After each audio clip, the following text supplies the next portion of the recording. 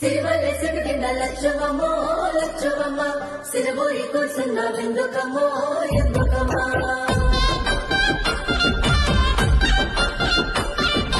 వచ్చింది వచ్చింది రైతు భరోసా వచ్చింది